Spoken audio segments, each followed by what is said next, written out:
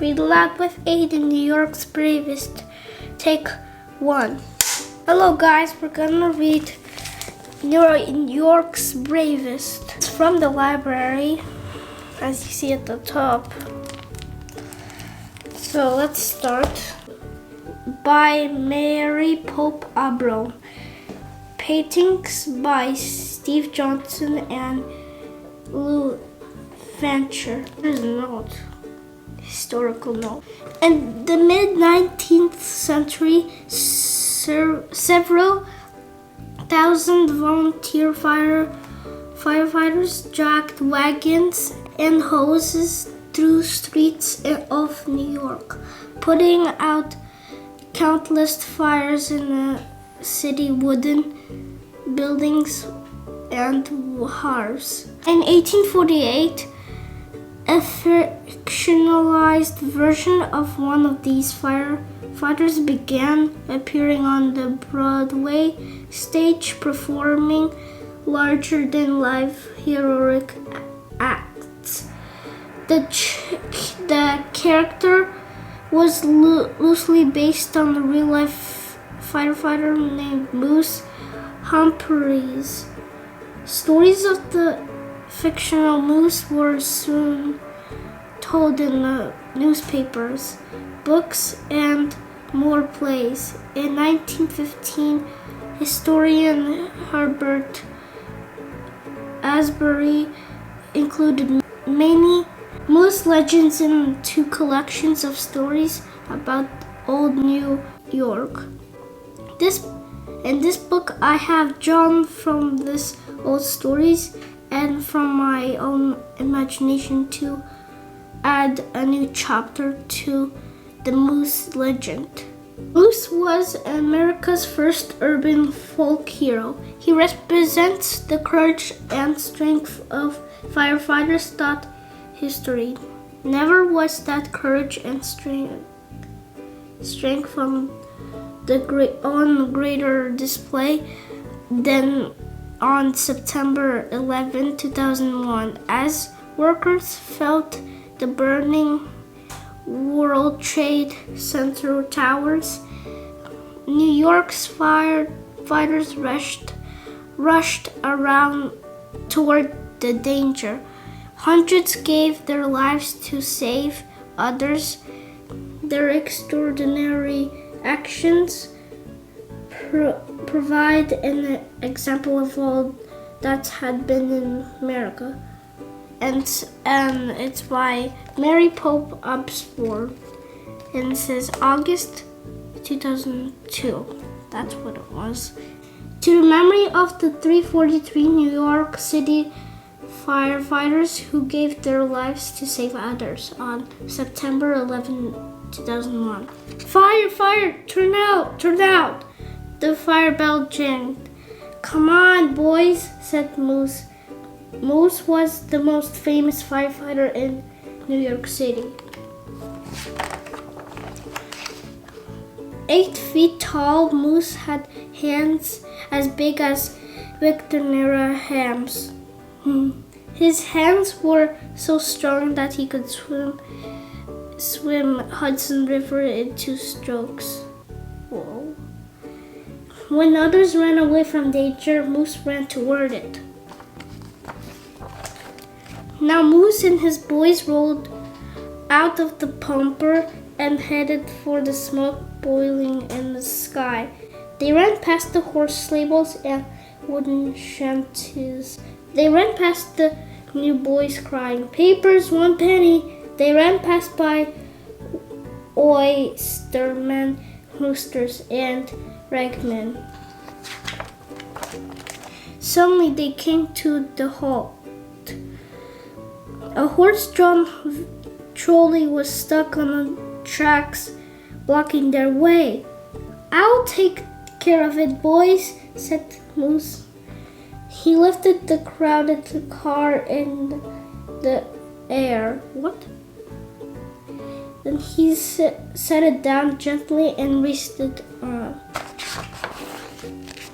When Moose got to the burning tenement, a woman rushed forward. "Help!" she screamed. "My baby's in there." Moose climbed the ladder to the third floor. He hacked the wood with his axe and wedged his body inside. Moments later, he appeared, coughing and covering in soot. "He's alone!" the mother cried. "Where's my baby?" As Moose started down the ladder, it caught on fire. But Moose leapt through the air and landed on his feet. Then he reached his hat and pulled out a baby. Thank you," said the mother cried. "Just doing my duty, ma'am," said Moose. The mother baked Moose all of the pies he could eat. To show their thanks, folks always gave Moose food and drink, barrels of cider and coffee, bushels of oysters and potatoes, mountains of beans and eggs. Whoa. Ragman gave him their last ragged clothes. Shoeshine boys shined his boots. Everyone knew if they ever needed help, they could count on Moose. For years and years, Moose ran down, up, down, and downtown, east and west, putting out fires in tenements, mansions, factories, and stores.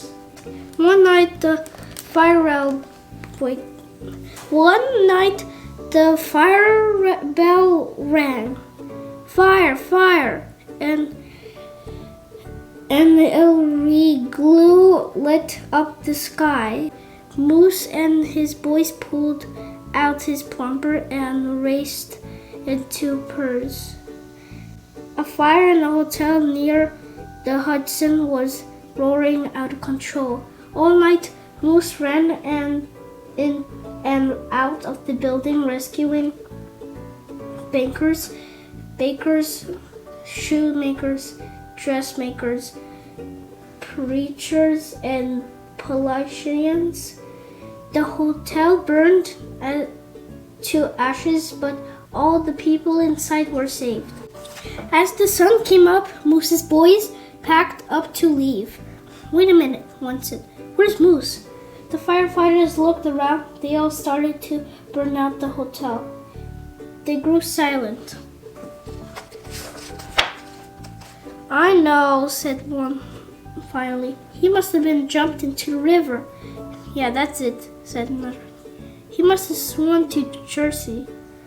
"Yeah, I bet he's having a big plate of beans and eggs right now."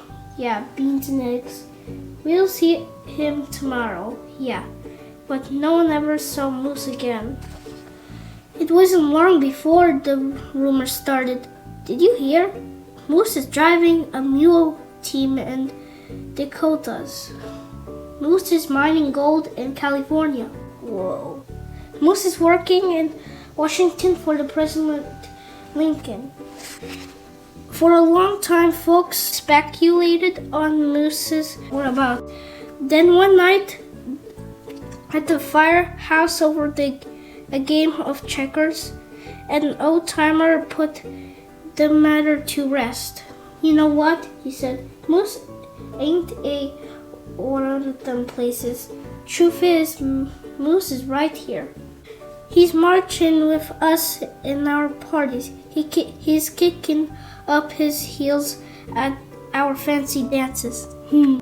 He's skating by moonlight on the ice pond in the park. And whenever he climbs our ladders toward a blazing sky, he climbs with us. Whenever we save folks, he saves them too. You see, that firefighter, he'll never leave us. He's the very spirit of New York City."